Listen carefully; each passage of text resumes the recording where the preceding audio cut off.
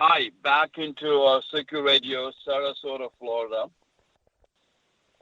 Today, our guest is Dr. Sadiq Alamin. He specializes in stem cell technology. He's based in Atlanta for people who want to know. Doctor, we talk about history of stem cell. We talk about the benefits and where to get it from. Now, I know you have a lot of high-profile clients. Are you allowed to say some of the names, or you're not? Some of them I am. Yes, I am. Some of them I can, and some of them I can't.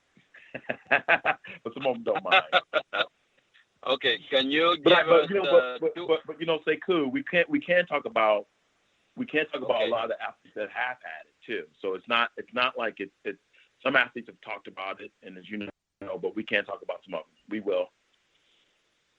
All right, let's give us an example of some of the high-profile athletes, or even it could be politicians, or I know you treated some president also, so just to give us a little of history of some of the maybe two or three prominent.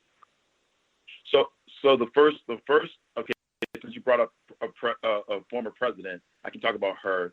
She's actually the first patient that I actually did stem cells on, actually, and that was President Madame Sirleaf. At that time, she was the president of Liberia, and people who don't know, one of the most prominent leaders of our time, an amazing person. And as we go through all this COVID-19 pandemic, it makes me appreciate her even more because she dealt with the huge crisis of Ebola, and she was able to contain it and do all the right things and act on it appropriately, and to me, save the world from it. And I knew her personally. I know her personally, and kind of was involved in talking with her. But to get back to how we did, so she ended up having a wrist surgery, and one of the things that I was worried about was we actually had to fuse her wrist. When she was in exile, she broke her wrist and had real bad arthritis and was having some issues. So, one of the things that I was worried about was getting her wrist to actual fuse. And so we actually took stem cells from her hip, and we took a bone marrow stem cells, and we concentrated them, and we actually put them within her fusion site, and it helped her heal. A lot of people didn't know that, but she went on after that to complete 3 more years of her presidency. Then the Ebola thing happened, and she was able to get through that and not have any more wrist pain, and she did very well. And she also referred some of her family members to me, and some also members from from Africa that I've treated that have done very well. So that's from the political side that I've kind of worked on some people. From an athletic standpoint, Sekou, I think one of the top athletes, or like I said, one of the biggest people that is very huge, prominent person is the workout guru Shanti.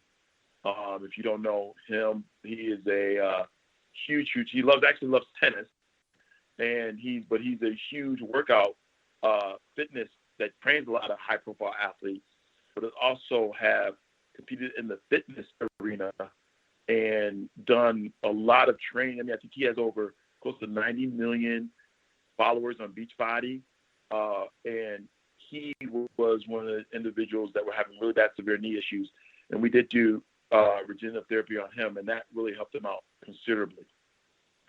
And it's a huge component of him, and he was getting to a point to where he was getting ready to stop his training, and it's really, really helped him out. Another individual that I can talk about is Adrian Peterson. Adrian Peterson is if you don't know him, he's a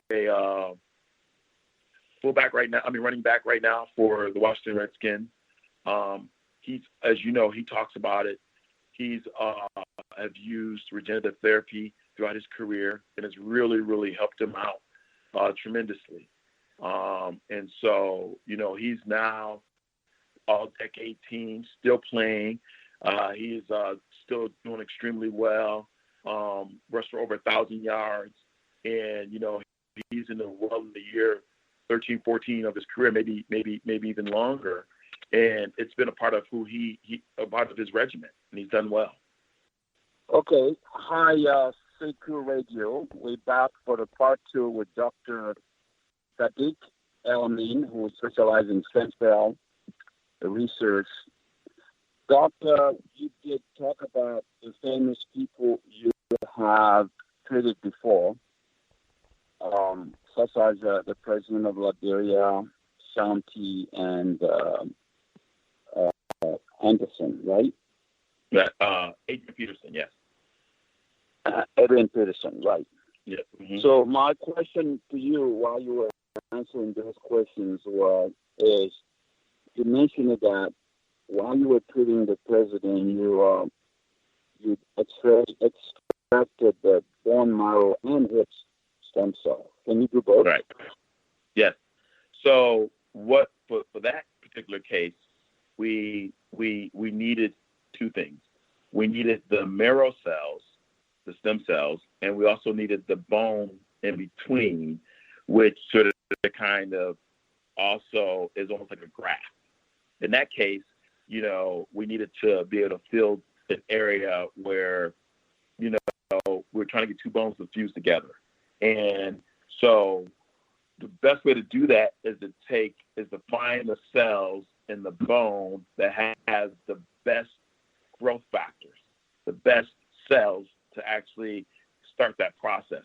And as you and I know, we talked about earlier that that's where you find them is in the hip.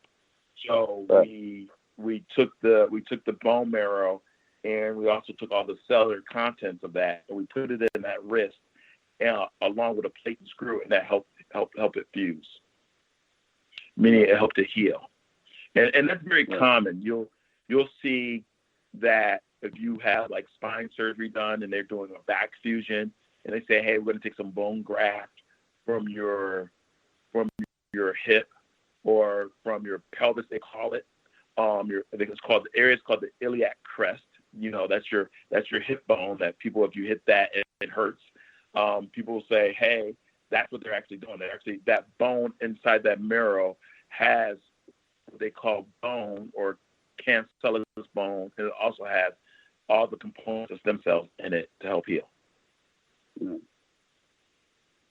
It's very unique. My next question is, what kind of miracle took place? Because I know that ankle injury or ankle sprain usually takes 6 to 8 weeks. Right. How stem cell is able to switch that back to 2 weeks? Yeah, I think what it does, is we know for a fact it does a couple things. One, it gets rid of the pain, right? It binds to what they call the alpha 2, the interleukin 1RA receptors, which helps with the pain, and that's one of the pain studies have shown that interleukin 1RA receptor is the same receptor that is associated with analgesia, so the same morphine receptors. So if you took a pain pill, they attach to those opioid receptors the same way. So we know it has components that bind to those receptors that get rid of that pain. The second thing it does is we know that it's anti-inflammatory. If you can get rid of, when you have an ankle sprain and you have the inflammation, that's what it swells, as you know. If you can get rid of that inflammation, you can get back the contractility and the structure and the strength of the ankle. And I also know that if you can shrink the ankle down, you can have better range of motion, and you can have more mobility and agility. So we know that it does on that. And then again, it releases all these growth factors that help heal it and regenerate it. So anything that you can do to avoid the inflammation, the scarring, and get back to healing speeds up the process. Yeah. It's pretty fascinating when you really look at it that it's a natural process, and all you're really doing is taking what you were born with and putting it into a concentrated area so that it has a huge effect. So the kind of 1, 2, 3 knock them out punch that allows it to sort of kind of get the party going. Right. Good point. Yeah. I had one athlete. I'll give you. I'll tell you how powerful this is. I can't say his name, but I can talk about his case. He basically played in the NBA. He's a vet. Played in a couple overtime games, and after the game, his knee started to swell. Got an MRI. The MRI showed he had a huge defect, chondral defect, and discoloration of his bone. And this was causing him to have pain, couldn't run on it, and swelling. His team saw that and said, we're worried. You've been in the league about 13 years. We're concerned about this. And as a result, we think you're going to need a total knee replacement eventually, so you can finish out your last bit of your career and so forth. So he was then brought to me as a third opinion, and we actually did stem cell regenerative medicine therapy on him. His knee healed. His MRI was completely different than it was previously. After 8 weeks, he then went to another team and signed a $90 million deal, and is still playing and doing well. And so it goes to show you how powerful it can be. And and that's huge for a lot of people, because here you had a gentleman that was on his tail end of his career, who couldn't run up and down the court, to then getting regenerative therapy, and he's not only playing but being effective and starting, and took his team to the playoffs, and provided for his family, correct? Because he went from making roughly $20 million to $90 million, signed a $90 million deal. And if you go back, prior to that, he was almost on his way out. So, if you Google and you look at all the people who had regenerative therapy, you'd be amazed. I mean, Peyton Manning had it done. He had it done in his neck. We know that, various basketball players have had it, football players have had it, and it's been a part of our sports culture for a while. It's just making sure it's done safely, making sure that you know who's doing it and doing it the right way, and not trying to, abuse that medical trust that you give them, because done right, it can really help a lot of people. And like I said, I've had taking care of high profile athletes.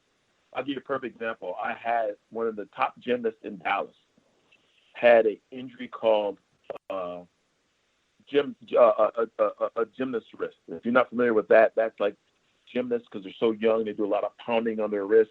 They can actually disrupt their growth plate in their wrists, and a lot of times it can end their career. They're still very young, and it can end their career. And so her parents brought her to me. We did do stem cells. We placed them right in that area where she was having those problems. And in 8 weeks, it healed. No more fracture, no more issues. And her growth plate didn't close, which was so important. And she's back out there competing. So, I have individuals who've had hip injuries, cheerleaders, and different individuals, and have done this on, and they're back competing. So I'm excited about it. I definitely think it's the future. I know it's the future. It just has to be, guys that are in my position, just hope that people aren't taking advantage of people that's out there, making sure that it's done the correct way, make sure that the indications are needed for it. That's important, because, wherever there's opportunity, you have people who are going to take advantage and do things that are not right. Great point, Doc. Is the question general population asks, is it dangerous to donate stem cells? Repeat that question again. I didn't hear. I didn't understand the last part. Is it dangerous? It is dangerous to donate stem cell? Yes or no? Is it what?